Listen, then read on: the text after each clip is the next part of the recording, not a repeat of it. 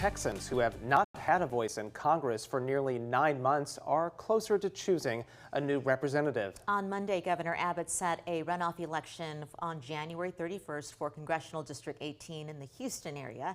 That seat has since been vacant since March, when Democratic Congressman Sylvester Turner died in office.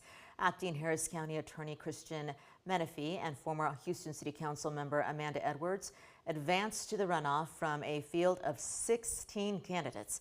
Both of them are Democrats. The winner will serve out the remainder of Turner's term. Whoever wins will face another election just weeks later. This, of course, is an unusual situation. So here for some more insight, we are joined by Gabby Birenbaum with the Texas Tribune. Gabby, welcome back to our show, and thanks for being with us today. Thanks for having me. You and I have talked about this incredibly interesting race there in Houston. So explain again why the governor waited nearly 9 months to schedule the special election to fill the seat and what the reaction has been to that delay.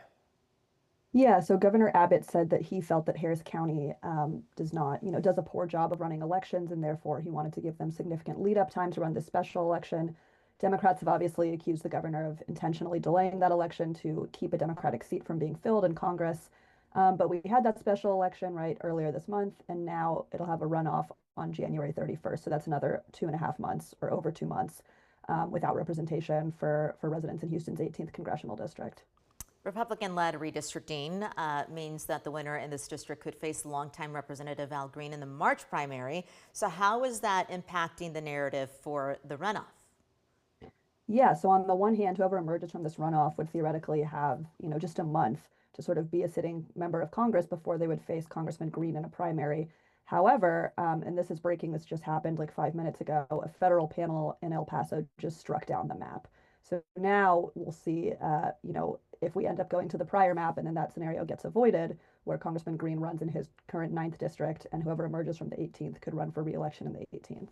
Okay, Gabby, just to reiterate for people out there, we've been waiting on this decision from those judges in El Paso. Can you remind us again what that ruling was, just briefly? Yeah, so that ruling just came out. It preliminarily enjoined the map, meaning that the court ordered that the 2026 election take place under the previous map, the one enacted in 2021, which had 25 safe Republican seats and 13 seats currently represented by Democrats. Right now they have 12. The 13th would be the 18th district. That's a lot of numbers.